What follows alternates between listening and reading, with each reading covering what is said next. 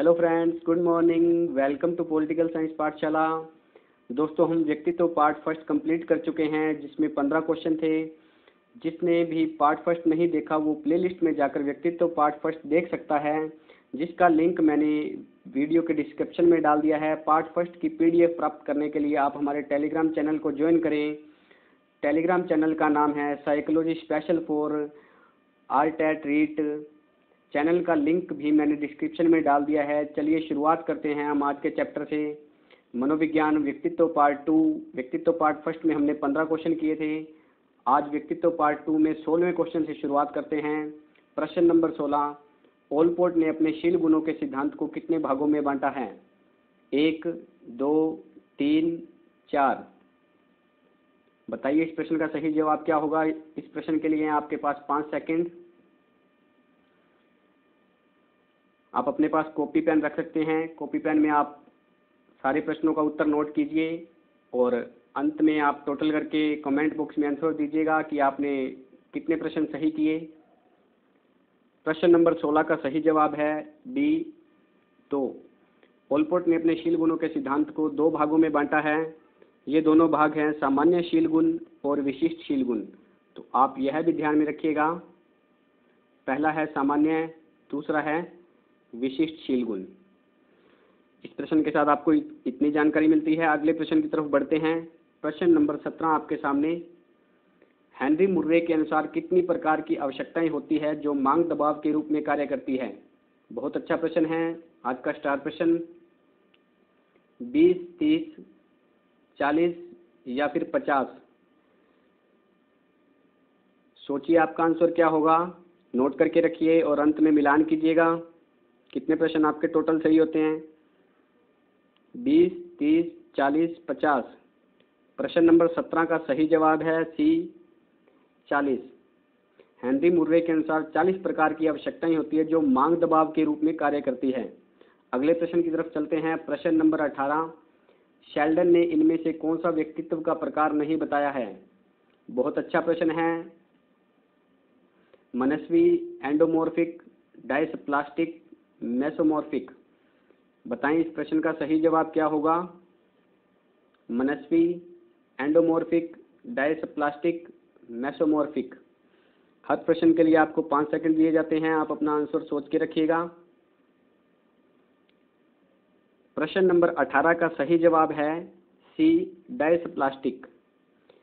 यह जो डायस्प्लास्टिक प्रकार है ये क्रेचनर का दिया हुआ है, जबकि शेल्डन के 3 प्रकार हैं, मनस्वी, एंडोमॉर्फिक, मेसोमॉर्फिक। तो चलते हैं अगले प्रश्न की तरफ। प्रश्न नंबर 19 आपके सामने। शेल्डन ने व्यक्तित्व के कितने प्रकार बताए हैं? 3 प्रकार, 4 प्रकार, 1 प्रकार या फिर 2 प्रकार? 5 सेकंड है आपके लिए। सोचिए इस प्रश्न का क्या जवाब होगा। 3, 4, 1, 2। इस प्रश्न का सही जवाब है 3। शेल्डन ने व्यक्तित्व के 3 प्रकार बताए हैं। आप कॉपी पेन ले लीजिए और इनको नोट कर लीजिए, मैं आपको बताने वाला हूँ। तीनों प्रकार बताए हैं जी, लंबाकार, गोलाकार, आयताकार। तो शेल्डन ने जो प्रकार बताए हैं इनको हिंदी में भी आपको ध्यान रखना है और इनका अंग्रेजी रूपांतरण भी आपको ध्यान में रखना है। अक्सर एग्जाम में अंग्रेजी रूपांतरण भी पूछा जाता है। लंबाकार, गोलाकार, आयताकार, क्रमशः एक्टोमार्फिक, एंडोमार्फिक, मेसोमार्फिक। तो यह आपको ध्यान में रखना है। चलते हैं अगले प्रश्न की तरफ। प्रश्न नंबर 20। क्रेचनर ने व्यक्तित्व के कितने प्रकार बताए हैं? बहुत अच्छा प्रश्न। 3, 4, 2, 1। शेल्डन और क्रेचनर प्रमुख व्यक्ति हैं जो व्यक्तित्व के प्रकार बताते हैं और अक्सर इनका नाम परीक्षा में पूछा जाता है। 3, 4, 2, 1। प्रश्न नंबर 20 का सही जवाब है बी 4। 4 प्रकार क्रेचनर ने बताए हैं जो कि निम्न हैं: लंबकाय, गोलकाय, सुडोलकाय, मिश्रितकाय। मैं रिपीट करता हूँ, लंबकाय, गोलकाय, सुडोलकाय, मिश्रितकाय। मिश्रितकाय को डायस्प्लास्टिक भी कहा जाता है, जो कि हमने अभी पिछले प्रश्न में देखा था। डायस्प्लास्टिक ये क्रेचनर का प्रकार है। तो ये 4 प्रकार क्रेचनर ने बताए हैं। प्रश्न नंबर 21 आपके सामने, जुंग ने मूल रूप से व्यक्तित्व के कितने प्रकार बताए हैं? बहुत अच्छा प्रश्न है। 2, 4, 3, 1।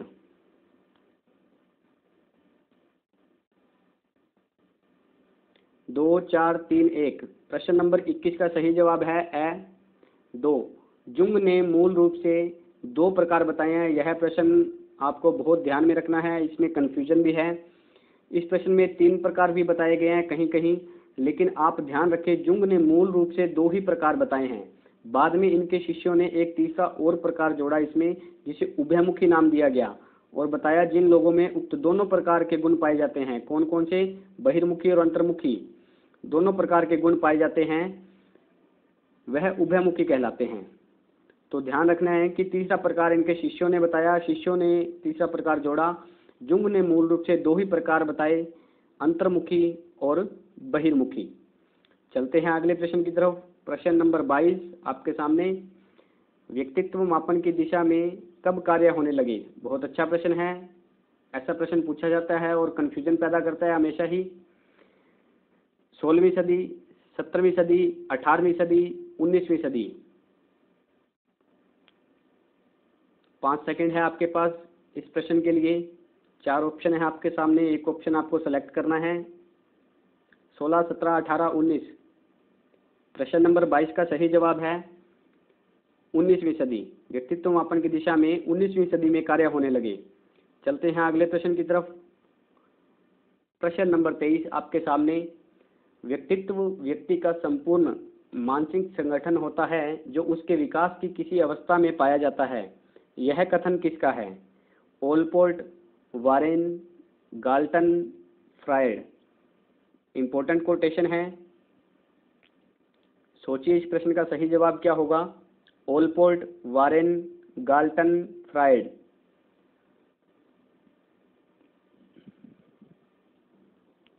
प्रश्न नंबर 23 का सही जवाब है बी, वारेन। अच्छे से पढ़ लीजिएगा। अगले प्रश्न की तरफ चलते हैं। प्रश्न नंबर 24, वैज्ञानिक पेशा इनमें से किस व्यक्तित्व के अंतर्गत आता है? वैज्ञानिक पेशा इनमें से किस व्यक्तित्व के अंतर्गत आता है? उभयमुखी, इसको आप करेक्शन कर लीजिएगा, उभयमुखी। अंतर्मुखी, बहिर्मुखी, इनमें से कोई नहीं। प्रश्न नंबर 24 का सही जवाब दें क्या होगा? उभयमुखी, अंतर्मुखी, बहिर्मुखी, इनमें से कोई नहीं। वैज्ञानिक पेशा जो है जी, ये अंतर्मुखी व्यक्तित्व के अंतर्गत आता है।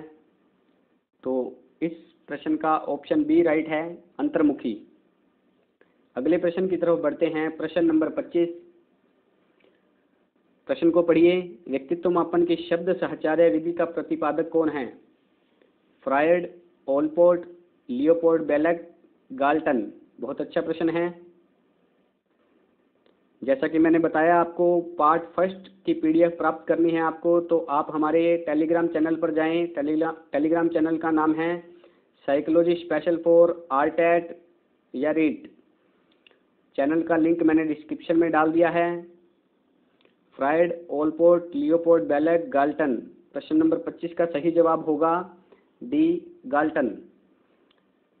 इनका पूरा नाम जो है गाल्टन का, फ्रांसीसी गाल्टन है। इन्होंने 1879 ईस्वी में इस विधि का प्रतिपादन किया। इस विधि में व्यक्ति के व्यक्तित्व का परीक्षण किया जाता है। उस व्यक्ति के समक्ष 50 से 100 शब्द उद्दीपक के रूप में प्रस्तुत किए जाते हैं। यह आपको ध्यान में रखना है। 50 से 100 शब्द उद्दीपक के रूप में प्रस्तुत किए जाते हैं और फिर उन शब्दों पर उस व्यक्ति के विचार लिए जाते हैं। फिर उसके विचारों का विश्लेषण कर व्यक्तित्व परीक्षण किया जाता है। तो आपको इस प्रश्न के साथ इतने सारे फैक्ट ध्यान में रखने हैं। यह इस विधि का प्रतिपादक, शब्द साहचर्य विधि का प्रतिपादक गाल्टन है। इनका पूरा नाम है फ्रांसीसी गाल्टन। 1879 में इस विधि का प्रतिपादन किया। इस विधि में व्यक्ति के व्यक्तित्व का परीक्षण किया जाता है। उस व्यक्ति के समक्ष 50 से 100 शब्द उद्दीपक के रूप में प्रस्तुत किए जाते हैं। फिर उन शब्दों पर उस व्यक्ति के विचार लिए जाते हैं। फिर उसके विचारों का विश्लेषण कर व्यक्तित्व परीक्षण किया जाता है। तो इस प्रश्न से आपको इतनी जानकारी मिलती है। बढ़ते हैं अगले प्रश्न की तरफ। प्रश्न नंबर 26 आपके सामने, इनमें से कौन सी व्यक्तित्व मापन की प्रक्षेपी विधि नहीं है? बहुत अच्छा प्रश्न है, ऐसे प्रश्न अक्सर एग्जाम में पूछे जाते हैं। व्यक्ति इतिहास विधि, वाक्यापूर्ति परीक्षण, स्याही धब्बा परीक्षण, बाल अंतर्बोध परीक्षण। प्रश्न 26 का सही जवाब बताएं क्या है कि कौन सी प्रक्षेपी विधि नहीं है। प्रश्न का सही जवाब है ए, व्यक्ति इतिहास विधि जो है यह प्रक्षेपी विधि नहीं है, बल्कि यह एक अप्रक्षेपी विधि है। तो आपको यह ध्यान में रखना है कि यह एक अप्रक्षेपी विधि है। वाक्यापूर्ति परीक्षण, स्याही धब्बा परीक्षण, बाल अंतर्बोध परीक्षण, ये प्रक्षेपी विधियां हैं। प्रक्षेपी विधि के बारे में मैं आपको थोड़ी डिटेल बताना चाहूँगा। जब किसी व्यक्ति के व्यक्तित्व को सीधे तरीके से पहचान पाना संभव नहीं हो तो ऐसी स्थिति में उस व्यक्ति के विचारों को किसी दूसरी परिस्थिति या माध्यम पर आरोपित कर उसके व्यक्तित्व को पहचानने की कोशिश की जाती है। मैं एक बार रिपीट कर देता हूँ। जब किसी व्यक्ति के व्यक्तित्व को सीधे तरीके से पहचान पाना संभव नहीं हो तो ऐसी स्थिति में उस व्यक्ति के विचारों को किसी दूसरी परिस्थिति या माध्यम पर आरोपित कर उसके व्यक्तित्व को पहचानने की कोशिश की जाती है। तो इसे ही प्रक्षेपी विधि कहते हैं। अगले प्रश्न की तरफ बढ़ते हैं। प्रश्न नंबर 27 आपके सामने, व्यक्तित्व मापन की स्वप्न विश्लेषण विधि किसकी देन है? स्वप्न विश्लेषण विधि, डायरेक्ट नाम पूछ लिया जाता है। हरमन रोरशा, पाइन, टेंडलर या फिर फ्राइड। बताएं इस प्रश्न का सही जवाब क्या होगा? हरमन रोरशा, पाइन, टेंडलर, फ्राइड। प्रश्न नंबर 27 का सही जवाब है डी, फ्राइड। तो फ्राइड ने स्वप्न विश्लेषण विधि का प्रतिपादन सन 1900 ईस्वी में किया। आपको यह भी ध्यान रखना है, सन 1900 ईस्वी में इस विधि का फ्राइड ने प्रतिपादन किया। हालांकि इनका प्रकाशन वर्ष नहीं पूछा जाता, पर फिर भी जनरल नॉलेज के लिए आपको यह ध्यान में रखना है। अगले प्रश्न की तरफ चलते हैं। प्रश्न नंबर 28 आपके सामने आपकी स्क्रीन पर, स्याही धब्बा परीक्षण का प्रकाशन कब हुआ? स्याही धब्बा परीक्षण का प्रकाशन कब हुआ? 1920, 1921, 1930, 1935। 1920, 21, 30, 35। 28 नंबर प्रश्न का सही जवाब है बी, 1921। 1921 में स्याही धब्बा परीक्षण का प्रकाशन हुआ। वैसे तो परीक्षा में प्रकाशन कम ही पूछा जाता है, जैसा कि मैंने आपको पहले भी बताया, लेकिन प्रक्षेपी विधियों का प्रकाशन हमें जरूर याद कर जाना है। यह विधि हरमन रोरशा द्वारा दी गई है, यह भी आपको ध्यान रखना है। स्याही धब्बा परीक्षण विधि का प्रतिपादक हरमन रोरशा है। इसे IBT के नाम से भी जाना जाता है। इतने फैक्ट्स आपको इस विधि के साथ ध्यान रखने हैं। IBT 1921, स्याही धब्बा परीक्षण, हरमन रोरशा। ठीक है जी, चलते हैं अगले प्रश्न की तरफ। प्रश्न नंबर 29 आपके सामने, पाइन व टेंडलर ने इनमें से व्यक्तित्व मापन की कौन सी विधि दी? बहुत अच्छा प्रश्न है।